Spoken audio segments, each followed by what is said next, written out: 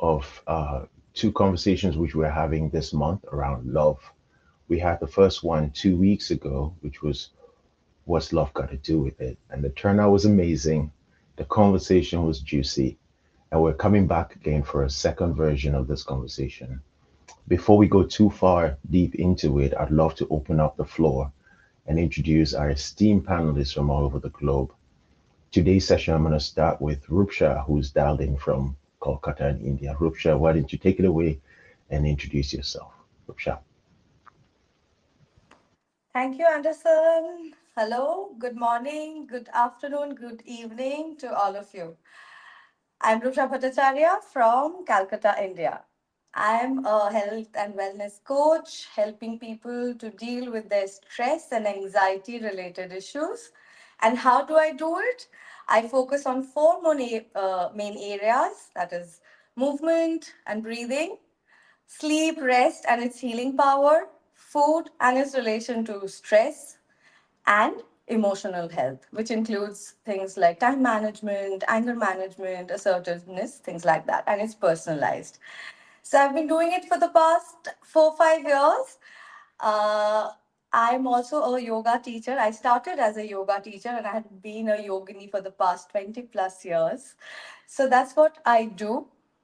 And today I'm, as always, extremely excited for today's session, today's discussion. It's all about love. So back to you, Anderson. I'm all ready and set. Back to you. Thank you. Amazing. Thank you so much, Rupsha. I know it's in the evening over there in Kolkata, so thank you for making time for us and for this beautiful audience. Over to you, Georgette. Why don't you take it away, introduce yourself? I know you're dialed in from Arkansas this morning. Yes. Good morning, everybody. It's morning for me. My name is Georgette, and I am a progress catalyst. And what that means is that I coach people into the next version of themselves. And these people are generally ready to take the next step to level up in life or become the best version of themselves. I'm also a speaker and I'm an author. I have a book on Amazon called Coming Back to My Body. Get your copy. And a lot of my coaching is nursing informed because I do have a scientific background and a degree in nursing. So being part of the Empowered Wellness series is just an extension of who I am and my divine calling in life. Back to you, Anderson. I love that. I love that you focus on your divine calling. Being on this panel, speaking out here, your truth, your knowledge, your skills, your experience is really, really vital because it really helps empower our communities. As you know, there is no shortage of diseases that are out there. And so, with your nursing experience, coupled with Rupsha's NLP yogini experience, I think we're going to have a lovely conversation today. So, I'm super excited to get started. For everyone who's just joined the conversation, and for those who are catching the recording, my name is Anderson Dinga. I'm the founder of Live Unity. Live Unity promises to help people prioritize, especially busy working professionals, prioritize their well being so they can live happier and do amazing things. Um, Empowered Wellness Series is a collaborative effort of us coaches coming together as a speaker series, which we've been running since last year, and we've been running so many different sessions with topics that range from stress management to sleep management. And today we're talking about how to integrate love. It is the love month. February is the love month. And last week we had Valentine's Day. And I hope that everybody had an amazing Valentine's Day. Before we get so deep into this topic of integrating love, I want to just like throw the question to our panelists because the last time when we met, we talked about what's love got to do with it. And we had so many different perspectives on how your definitions of love has changed as you've evolved, as you've grown into this person who you are. So, my first question for you all is since 2 weeks ago, has that definition of love changed?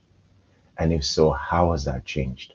I'm going to start with you, Rupsha, and then I'm going to go with Georgette. Rupsha, take it away. Oh, that's a nice question. But Has it changed? Oh, I'm all about love, whatever that means. But what I would say, like, as we spoke about and discussed, and I put a lot of thought again back into love.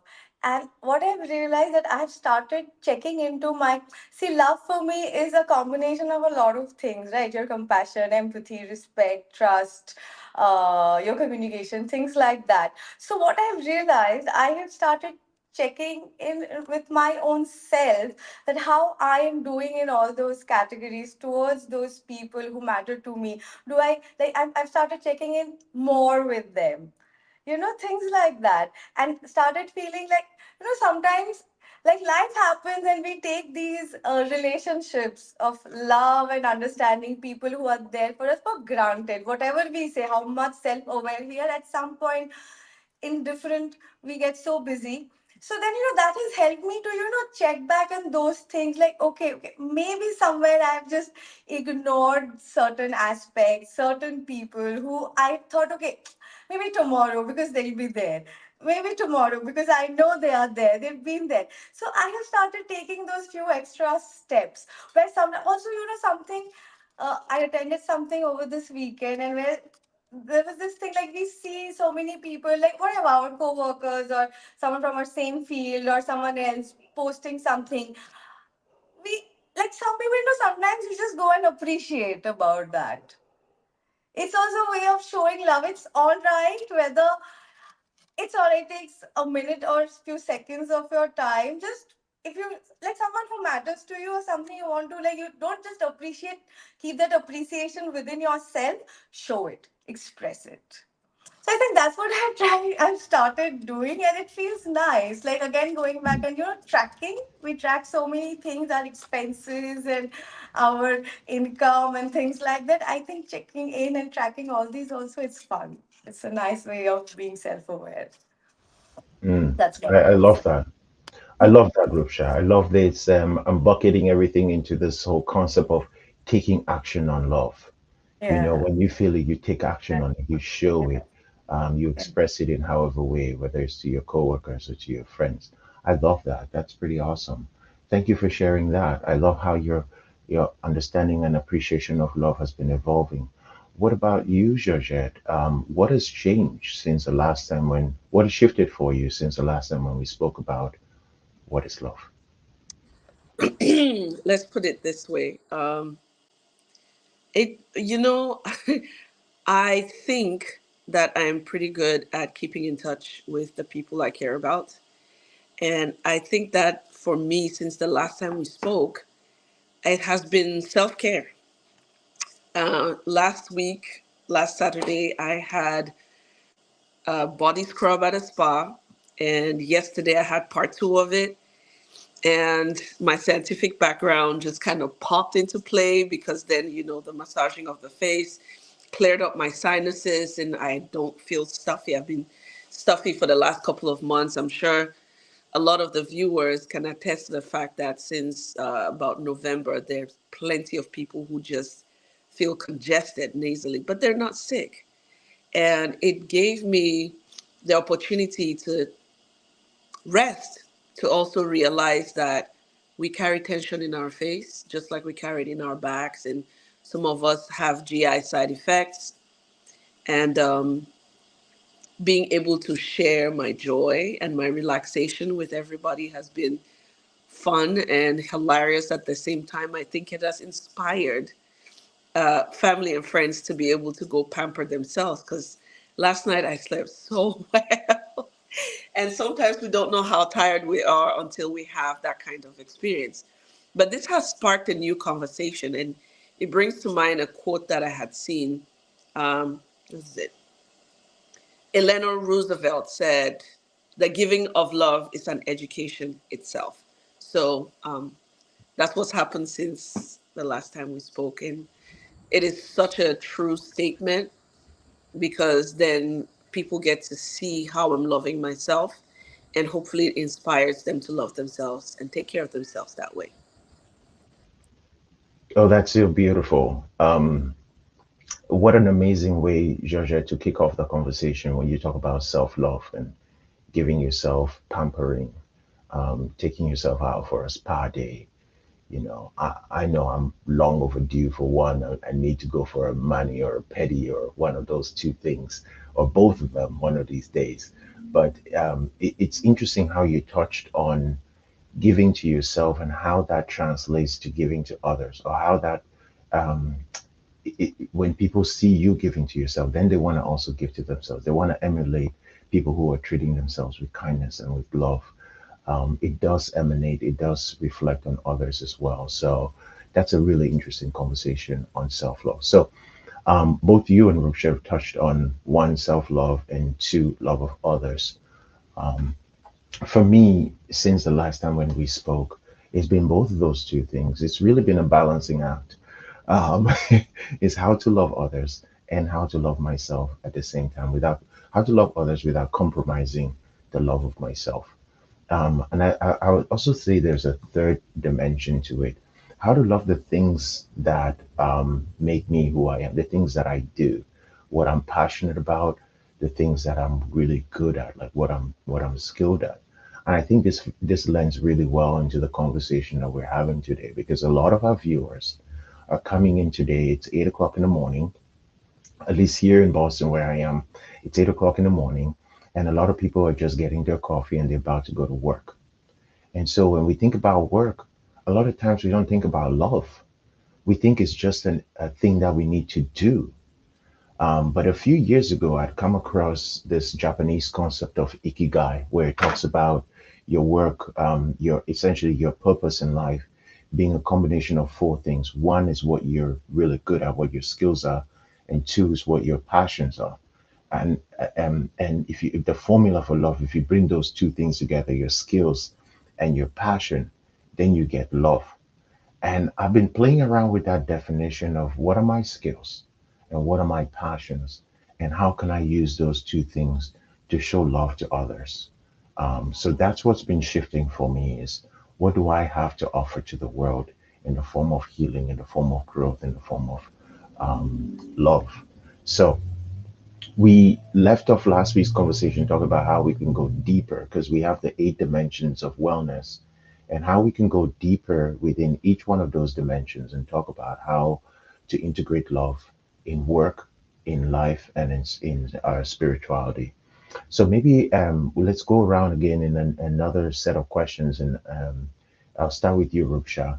How the question for you is how do you actually integrate love into your work? I think that would be a good place to start.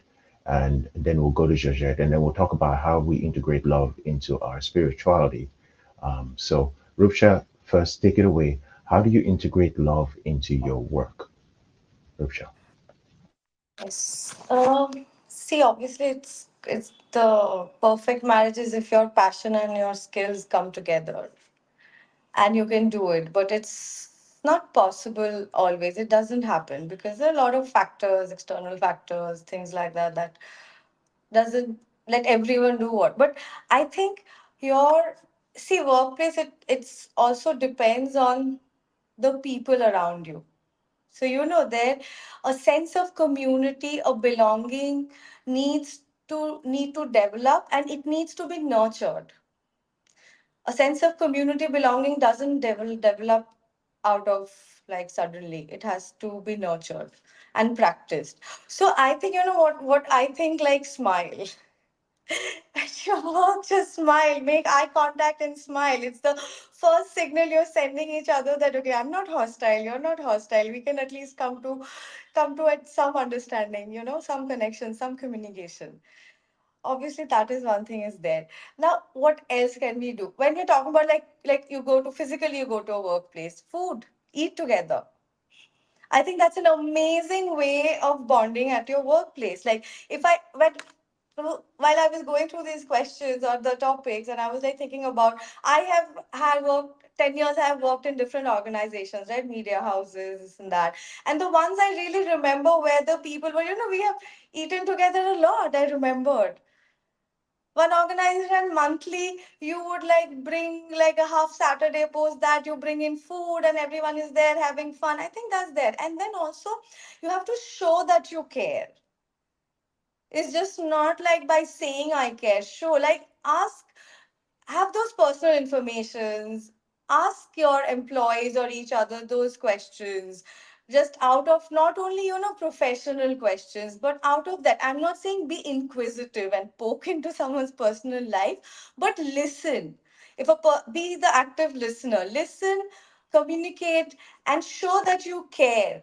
Ask questions, then laugh. I think laughter is a huge thing. I remember I had a team leader, a boss. She was everything. She had her boundaries, but she was also very friendly. She was very responsible.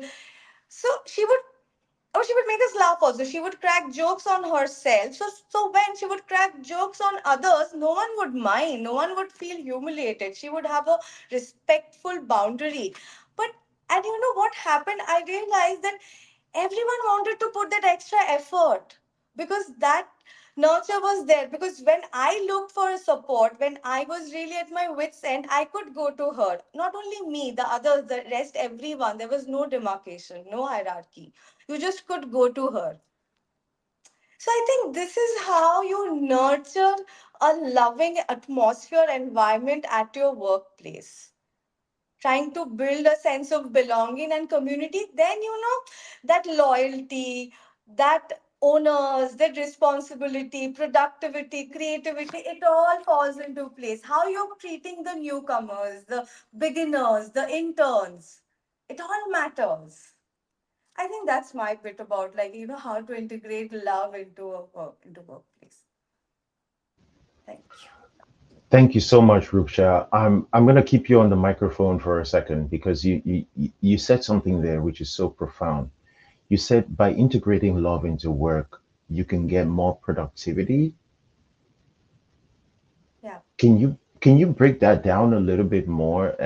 Maybe just go into that because I know sometimes when we talk about productivity, it's just like the hustle culture, right? That we're as at least here in America, when I think about the hustle culture, I think about people who receive email on the weekend and they're like, "Why is my boss emailing me on the weekend?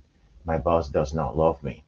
Right? Yeah. And so if I'm thinking about that, then I'm like, well, how does that help that person be productive? But what are your thoughts? Like love and how it ties into productivity. How do those things connect? Yeah. So I'll try to give you an example, like the same example of the same person, the boss I'm talking about. See, the point is, I'm not talking about hustle culture. I'm not talking about, being available 24/7 or being available over the weekends. You have your own personal time. Someone respecting that, someone giving you the freedom of expression, your opinions being asked and respected, your sufferings are understood, your hard times are okay, fine. See, there I've been in organizations where you're sick or whatever, you have to come to work. And if you're like, one day you're like, they feel you like as if, okay, you have committed some crime. But that empathy, that compassion is there, that love is there, care. Okay, you can't do it, but there's someone else to take care of your job. You take your time to rest, to recover, to heal from whatever it is. I trust you. I'm not asking whether you're like you've had an accident or it's a personal thing.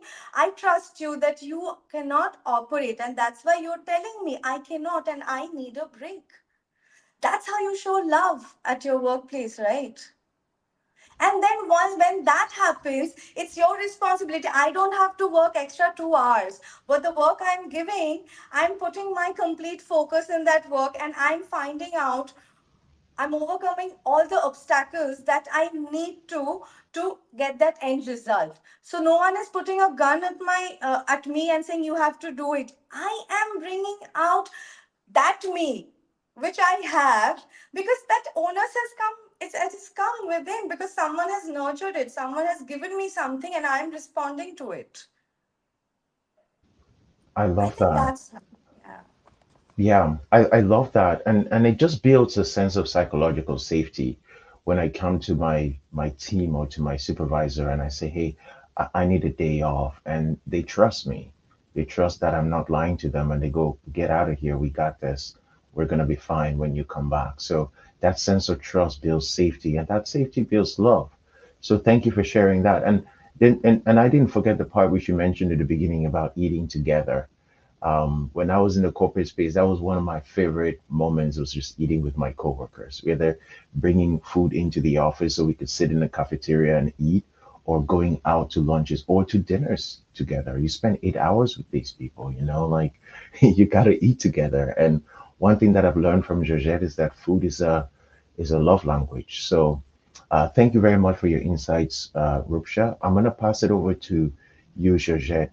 We're talking about how to integrate love into your work, and Rupsha has just given us A a whole lot. lot to work from. Oh, it is so rich because I'm a nurse and I've done bedside work. And so we're working 12-hour shifts, which are not always 12-hour shifts. On average, it's 13 or 14, depending on your day. And so imagine doing that 3, 4 times a week, and everybody sees the bedside nurse or a doctor or anybody in the hospital working these shifts as you work only 3 days and then you come home and you have nothing else to do. And every nurse I know has said, yeah, the next day after those 3 days, we can't function. We cannot function. One of the big issues that the nursing community, even here on LinkedIn, is trying to solve is rest, which Rupsha talked about. Rest is so huge when it concerns love because when you're in survival mode, you cannot love yourself enough to love other people.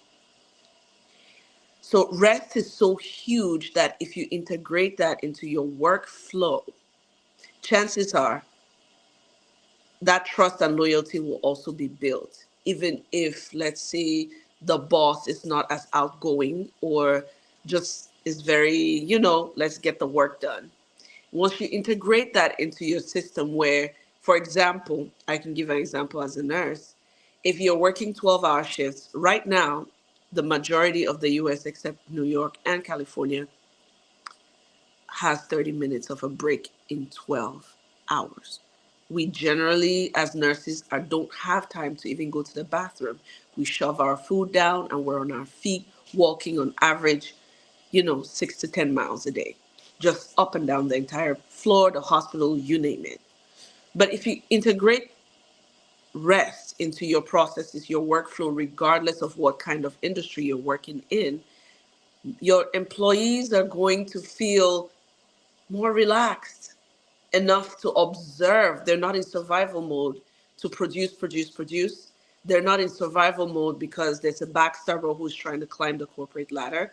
They're not in survival mode that they're so frazzled, they're mean and just disrespectful to people. They're not in survival mode that they have to lie to take care of themselves. Once you integrate rest, it can come in so many ways. It could be increasing a lunch break. It could be making sure that certain, the teams from time to time sit together and eat, like Rupsha has talked about.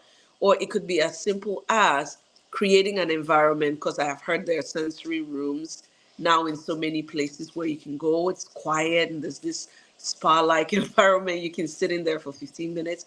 When your people are rested, their stress levels are down. No matter how difficult that job is or the task is at hand, they're more likely to focus, they're more likely to collaborate, they're more likely to be more effective at problem solving. So, something that would take 3 days for a stressed out team might take maybe 36 hours or less because they are rested.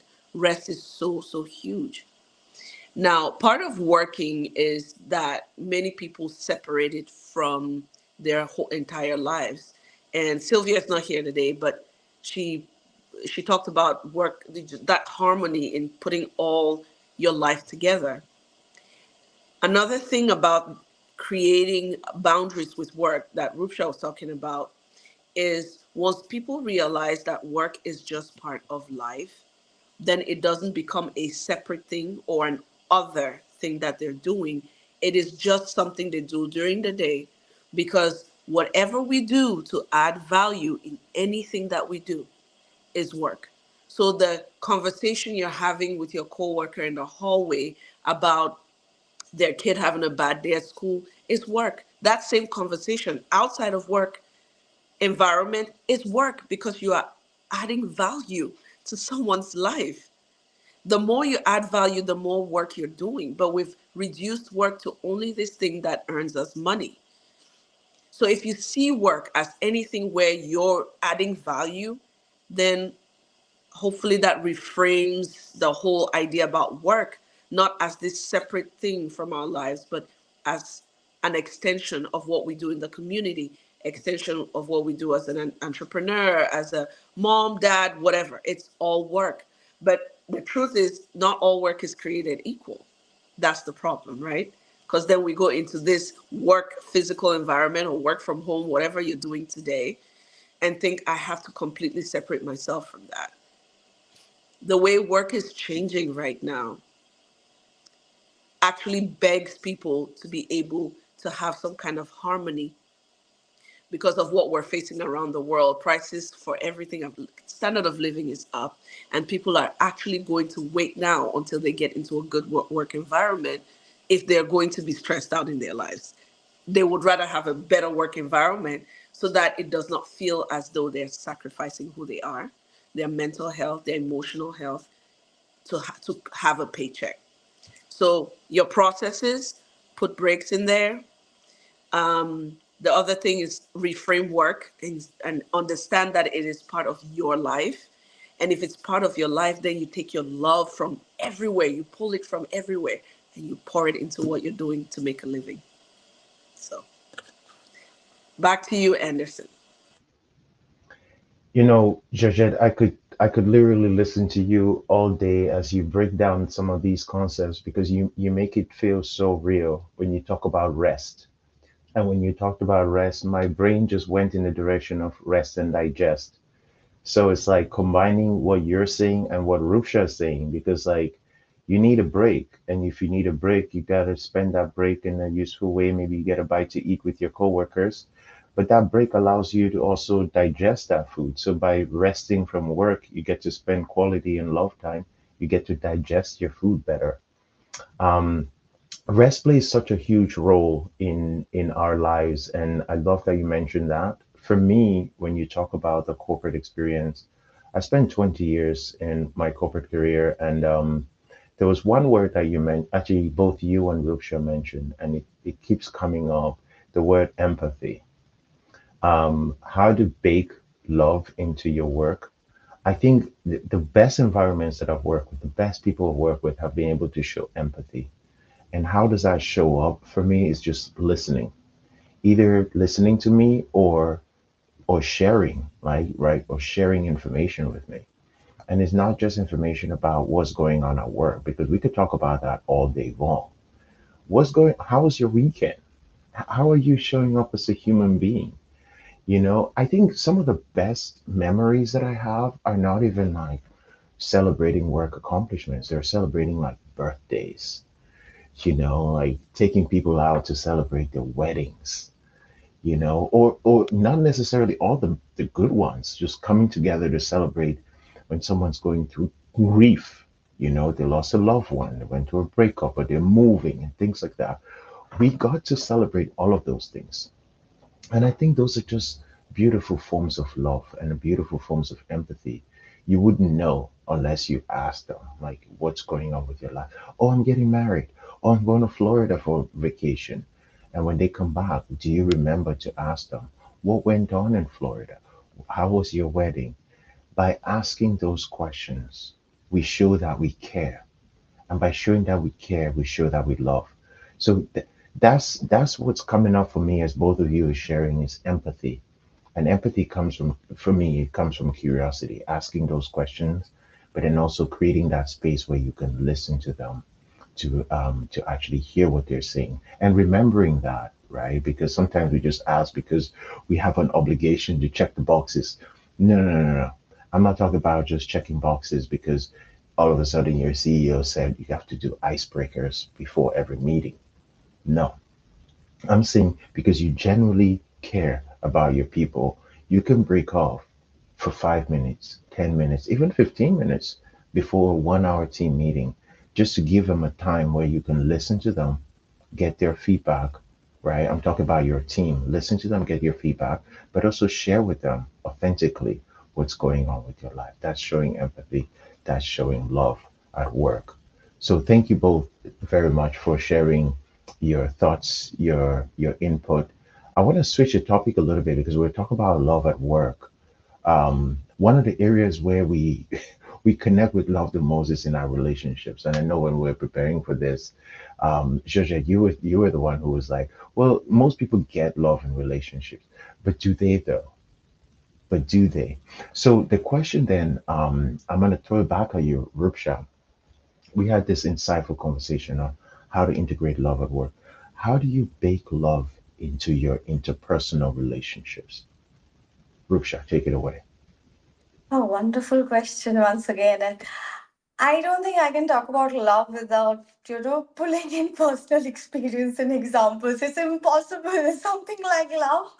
Anyway, so see, what I feel like in relationships, we have a lot of us have strategies and plans and to-do lists for different aspects of our life, work, business, everyday life. But we have mostly no plans or steps or strategies about our relationships.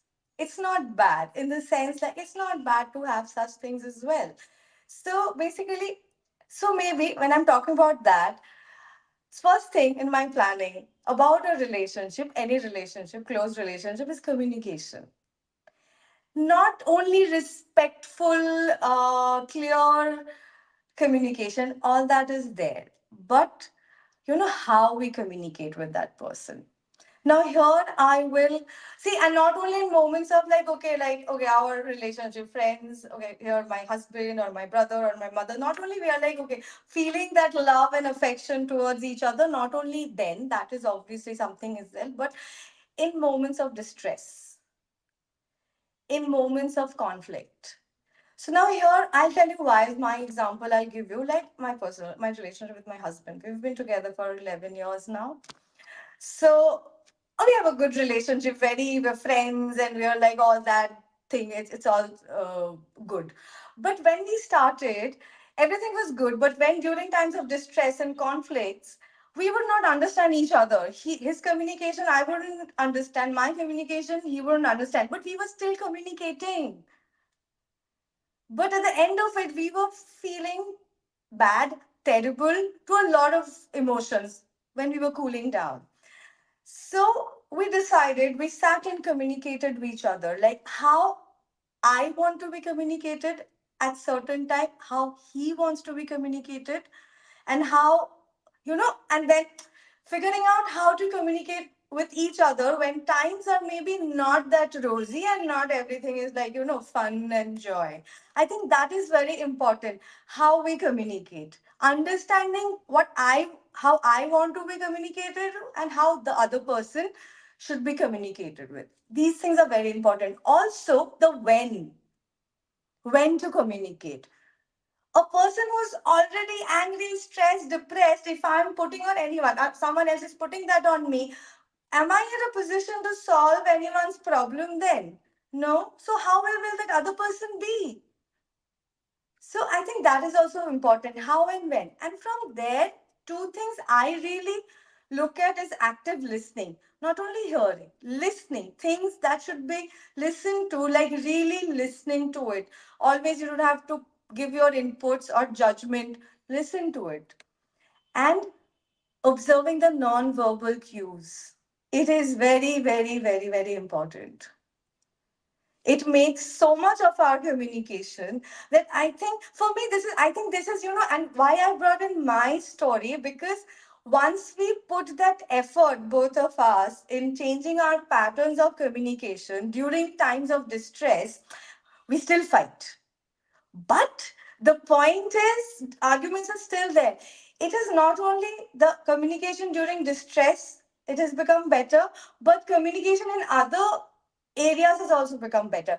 And to be like, just to add to it, when I applied it to my relationship with my mother, it improved. With my brother, it improved. With my closest friends, people who are important to me, when I applied the same method, at least in a way or whatever. Okay, it's not that I am putting things in myself. I still communicate, but how and when I'm communicating, and how and when I want them to communicate with me, when I made that clear, relationships became better. That's my take on it. Thank you. Back to Wow. you, Anderson. Wow. Wow. Uh, Um, Georgia, take it away. That was just so much. I have to take a moment and process all of what Rupsha just shared. Wow, that was incredible. Georgia, take it away. Rupsha, that was, oh my gosh, you've touched on everything with a few words. Because who you are in a fight makes all the difference. I know for a fact in my early 20s, I would get to that point where I did not even have the language for it. But I knew that if this person is talking down to me, hitting below the belt when we're not in a good place, I didn't want to be around them. I just didn't. So who you are when you're arguing is a huge, huge thing. And I love that you extended that into all kinds of relationships. And you are correct. You are correct. And a lot of times I've heard people say, but oh, it takes so much awareness. It does not. It's a practice. Love is this squishy thing that there's another quote. I have so many quotes today. I've not even thrown half of them out. But nobody has ever measured, even poets, how much a heart can hold. And with the internet today, if you are on the wrong side of the internet, you do not trust people.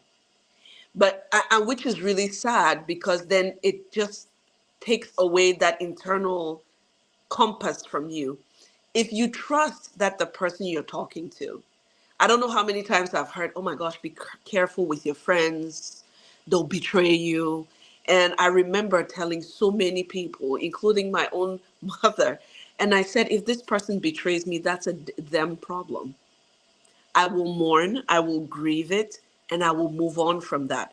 Because that whole thing of people trying to make friends, first of all, as an adult, making friends is just, you have to be intentional. You have to be aligned with that person in order for an adult friendship to like really kick off and be sustainable. However, a lot of times we still show up for the people that we care about without being intentional and just, hey, how are you doing? Oh yeah, life is good. Da, da, da, da. What happened to this and what happened to that? And you go, okay, I'm great. I've checked on this person. That works. However, if you keep doing the surface things, you will lose connection with that person. And if you're not paying attention, you will feel like that person abandoned you, which is not necessarily true. They too were not connected with you enough to say, hey, our conversations over the last few months have been a little bit, depending on how close you are, that person might come to you and say, I don't feel like, we're gelling very well. And if you're not aware of yourself, you get defensive. Now you have this blowout fight. But the way I've done it to keep my friendships, even since I was 9 years old, I have plenty of friends I've known since I was a child who I communicate with up till today, is to be intentional and actually curious about what's going on in their lives. And I also know that there's this phenomenon where you have a friend, you have been close for a while, and then communication drops. You've not talked to them in 6 months, a year. And a lot of people do this thing where I'm not calling. Why have they not called? I've been the one texting. I've been the one doing all the things. Why are they not calling? Let me tell you what I've learned. And this is one thing that I love to hear from people. So it's not just me tooting my own horn. I've been told I know how to keep friendships, not because I'm in your ear every day or hanging out all the time, but it's because every time we reconnect, I actually do the loving thing and ask the stories. So the quality of your questions determines the quality of your life, right? So if you have not talked to somebody in 6 months and the moment you feel upset, irritated that they've not called you back, best believe you do care about that person. Don't throw it away. Figure out how to connect with them and go, hey, it's been a while. I'm just checking to see how you're doing. I saw on Facebook, Instagram, whatever, or from another friend, that this is what's going on with you. Congratulations, or sorry for your loss, or wow, things are different from you. How is that working out for you? You have to ask the curious questions to get to their heart. I don't know if I've done this with Anderson before, where somebody's trying to do the surface level thing with me, and I'm like, no, I'm trying to get to your heart here. And it stops everybody in their tracks, and it goes, yeah, I'm kind of wonky, and then the story starts. But being able to hold, just like the quote said, you don't know how much your heart can hold until you give it a chance. You have to be able to listen to people. Even if you have your own biases, learn to control your face, because that's a big, huge deal. And I'm just going to throw this out there, especially for men when they're being vulnerable with women. Control that face so they don't feel like they're being rejected or judged or whatever. But sit there and learn to open your heart and see how much it can hold, and be able to give feedback, pour back into each other. The average human being knows how to say, it's going to be okay. I think that statement should be followed by something that you've heard that person, you know, convey to you, so that they know that you were paying attention and they know that you're trying to be supportive of them. So those interpersonal relationships are just practice, just like everything else. You have to bake that into there. I've found times when I've been like, it's been 2 months, I have really not talked to anybody, and I sit down and I start making my phone calls. And it's just practice. You just have to practice taking care of people. It is a natural human thing to want to always give, but is that what they want? Is that what they really need? Have they asked you for it? Because a lot of times I used to be that person who would say, oh, I love so hard and I take care of people and blah, blah, blah.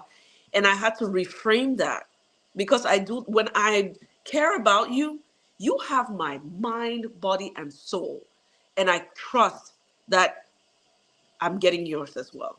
Until you prove me wrong, I'm going to be exactly who I am and pour that love into people, so that we can have this beautiful community and have a love life, instead of just finding this romantic height of experience with one person. My life today is really full of love in every aspect, despite the fact that I'm single.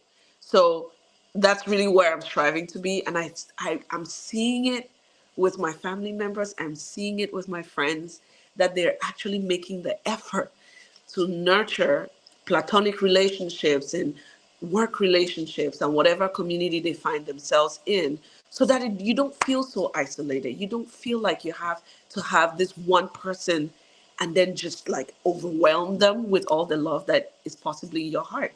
So that's my take on that for now. Anderson, I want to hear what you have to say about this. Well, it's so rich. You both, what you both shared is so rich. You talk about communication being the foundation of all forms of love, Rupcha, and I had a chance to process all of that. Yes, I agree 100%.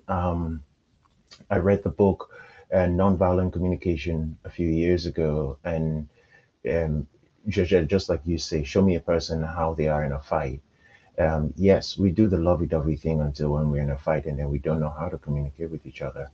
And at that point, we start losing our humanity, because then we start looking at the other person as a bad person. But they're not a bad person. 30 seconds ago, before they said what they said, they're not a bad person. So why all of a sudden can we not talk to them? And I think by understanding our communication styles, even before we get into those moments, by understanding our communication styles, it's really, really important. It's a form of love. One of the things that's coming up for me now as I'm processing this thought is love language. It's love intelligence. And I love this conversation because what it's doing is, I'm hoping that it's enhancing the people who are listening to this conversation. I hope that it's enhancing your intelligence, your understanding of love, not just for yourself, but for others and for the things that surround you. This is also enhancing my intelligence, or what I call my love IQ. So last time when we met, I talked about the book by Gary Chapman, Five Love Languages. And when you talk about interpersonal relationships, love languages for me, I underestimated the power of those until actually recently when I got a gift from someone and I was having a hard time appreciating the gift from them. And I struggled and I was like, why am I having a hard time acknowledging and appreciating this gift? And it dawned on me that the gift didn't come in the way that I wanted to receive that love. My love language is quality time, and gift giving is just not high up on that list when you talk about quality time. So I was waiting for this person to give me quality time, and then they gave me a gift, and I'm like, "Are you serious right now?" So I think it's really, really important to understand what our love language is and to ask for that. You know, if you need time with your bestie, you know, I haven't seen them in a while, and all I need is for you to go out and go to the mall with me, go do some shopping with me, or get out and have a nice bite to eat with me. Then ask for that. Don't ask them to buy you gifts and send you flowers and well, no, no, that's the song. Yeah, you know, I mean, like, ask them for that. Ask them for time. If all you need is a hug, ask them for a hug. Don't ask them to wash your car and, you know, drive you around. That's called acts of service, you know, and you might be an acts of service person. Ask them to do stuff with you, right? So me understanding love language has actually boosted my love IQ. And by boosting that, I've been able to start integrating that into my life and into the lives of others because now I can ask my good friends, hey, what's your love language? Well, if it's a hug, I can't give it to you virtually, but I can tell you that I'm sending you a virtual hug right now so you can feel that energy, that vibration of love. That's pretty much it for me. And when I talk about the vibration of love, love actually happens to be one of the higher vibrations. It's up there with gratitude and with peace. The lower vibrations of energy are fear and anger. And I think COVID-19 actually happens to be down there as well with the low vibrations. So the energy of love is a high vibrational energy, and being able to feel that for yourself, being able to give that to others, it's so beautiful. So thank you for engaging this conversation. I know we're coming up on the top of the hour, and I know that I said in the beginning that I was going to touch on spirituality before we disconnect for the day. But since we just have a few minutes left, as we're winding down, this has been a rich conversation, by the way, guys. Those who are listening, I hope that you're picking up at least one or two gems from this conversation as you start your day. Ironically, as we're talking about some of the stuff, today is 222. It's 222. And when you talk about numbers and the magic of numbers, there is so much that goes into that. And you talk about love. So it's also Love Month is also birthday month for some people. I know that we celebrated Sylvia's birthday. That was 2 weeks ago, and this week we're going to be celebrating Georgette's birthday. So talk about celebrating birthdays and celebrating love. I think that your birthdays are some of the most amazing days. And if you celebrate nothing else, the day that you came into this world is one of the most beautiful days for you to celebrate. So I hope that you get to celebrate your birthday, Georgette, and I hope that we get to celebrate that with you because I think it's a big one. But not letting the cat out of the bag just yet because I know your birthday is coming up. To close out this amazing conversation, what one thing would you want to leave with our viewers based on your experience, based on this conversation? I know we've gone in so many different directions. We talk about work, we talk about relationships, we talk about evolution of love and what it actually means for us, how to communicate it in different ways. What's one key takeaway that you want to give to our viewers today as they go off into their days on the topic of love? I'm going to come to you, Rupsha, and then Georgette, and then we're going to close out the day. But Rupsha, what's one key takeaway on this topic of love that you want to share with everybody who's been listening to us? One key takeaway. I love to talk about love. Always when love conquers all. What all, I don't see it around, but yeah, I still believe in that. Anyway, I think, first to see that love, you have to understand love. Don't categorize love. Don't put it in a box. Just realize that it's a combination of a lot of things. So you have to look into your level of compassion, your empathy, your understanding. Also, how, see, trust and faith, it doesn't come out suddenly. You just don't end up trusting someone. You just suddenly don't, someone doesn't have faith on you. It, your actions.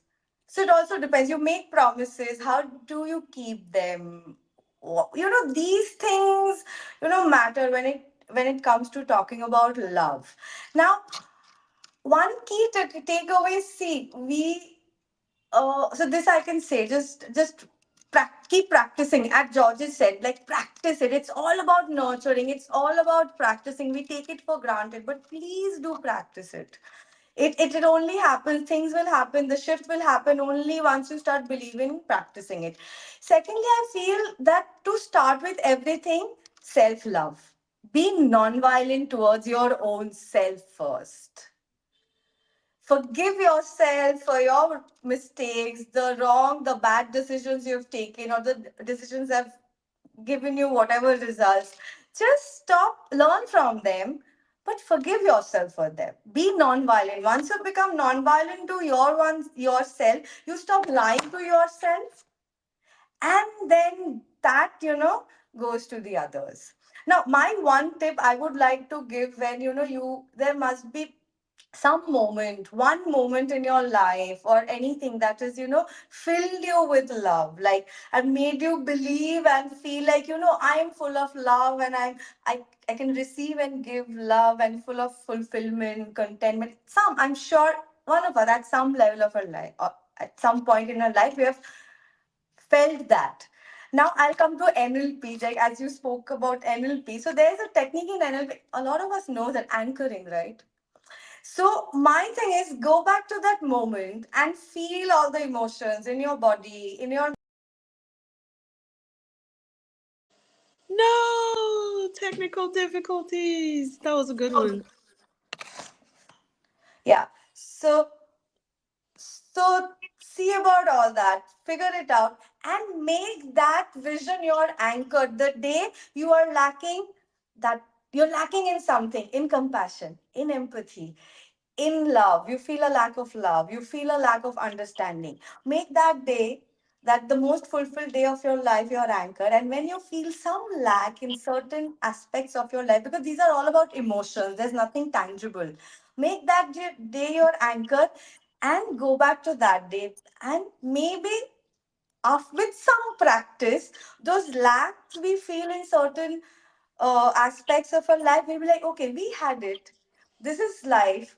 Something is lacking, but we can also have that. We can have both. We can have it all. So, I think these things help us to, keep believing in love.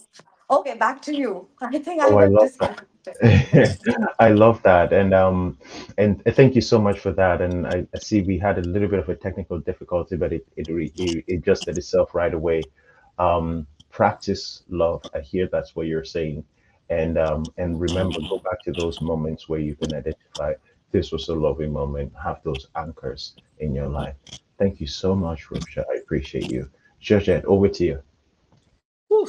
So, love is this beautiful, wonderful thing that is from the Creator. Whatever you believe, whether you use scientific language or theological language or energetic vibrations, it is the source, the light, Allah, Yahweh, God, the creator, creatress of the universe, whatever you say, that is the source of it. And where does the creator and the creatress of the universe live? It's in us. So that is one of the highest, closest thing that you are to God, is when you have love for someone. And what I find is that humans are not used, they don't know what healthy touch is. different for everybody, but it's universal in it makes you feel relaxed and comfortable. But I've also found that when you have this overwhelming moment of feeling of love for someone where it stops you in your tracks, you're daydreaming, and you just have this silly smile on your face.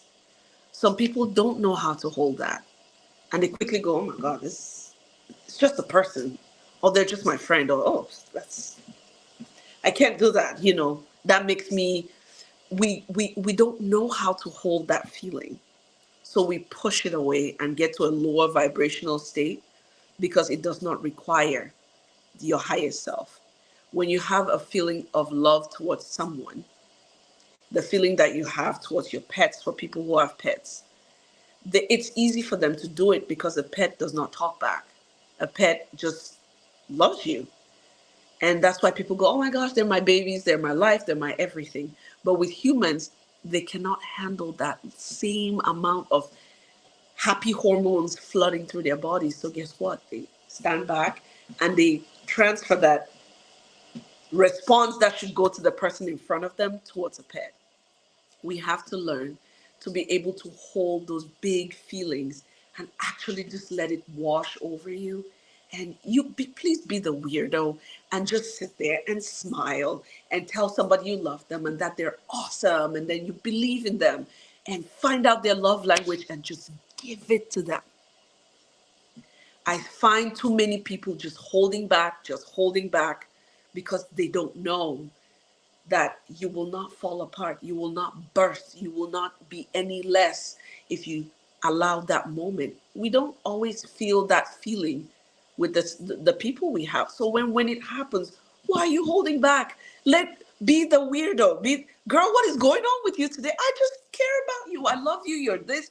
Just give them their flowers. Because guess what? That moment is going to pass. It does not last forever. It will pass. And then maybe the next week they've annoyed you. So in those moments where that feeling is washing over you, learn to hold it, learn to enjoy it, and learn to give it. Just give it away. That is how you expand the depth and the container that you're possibly carrying for love. And this is how it will translate into any and everything that you do, is learning to hold those feelings. When we're angry, we let it out. We do whatever. Even with anger, sometimes some people still hold it in, but you have to let it out. Learn to hold your big feelings and give it a place to go, especially with love. Give it back to the person that you're with, even if it's 20 minutes after a fight and you suddenly have this washing over. Tell them, right now, I really don't like that we're fighting, but I love you, and these are the reasons why. And learn to tell people what it is about them that you love. I hear too many times, oh, they make me a better person. Oh, they're so caring, or it's so generic. They're able to do something for you.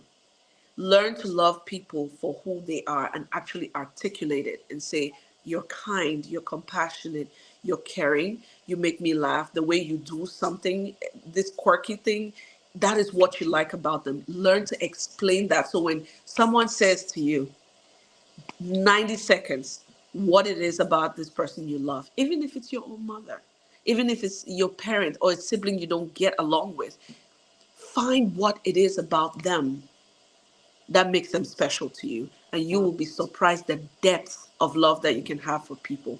Because I know for a fact that mine just keeps getting bigger and deeper and wider, and it can be overwhelming at times, but I'm learning to hold those feelings and just pour them back out. So find specific things, not generic things. When someone asks you, why do you love Rupsha? Why do you love Anderson? Why do you love this person?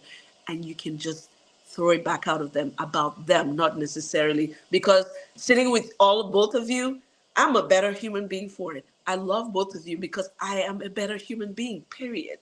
But there are individual things that if someone had to ask me, I would tell them, this is why I love this person. That's my take. That's my giveaway. So Thank you, Georgette. That's such a good reminder. We hold back.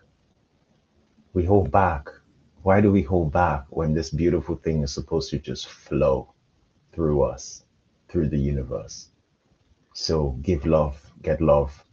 Um, I love these takeaways. I really love them. The practicing of love, the giving of love. My one is that I strongly believe that we can get to this place of unconditional love. Even though I talk about understanding what your love language is and this is how you receive love. Sometimes you can receive love in however form it, shape or form it shows up for you because you understand that it's coming from a good place. You understand that we all have it in us. That the kid who's crying over there is not because they don't love you. They're just crying because they're a kid. And you can still love them because they're crying, because they're a kid, because they're loved. So I believe strongly that we can come to this place of unconditional love. Like I love this person regardless of how much they're kicking me around. Um, Speaking love into existence is something which I would love for people to take away with them. We say this thing all the time. It's like, oh, we say, oh, oh, I love this thing, or oh, I love that show, or oh, I love that person. Do we say it to them? Do you say, oh, I love you to that person?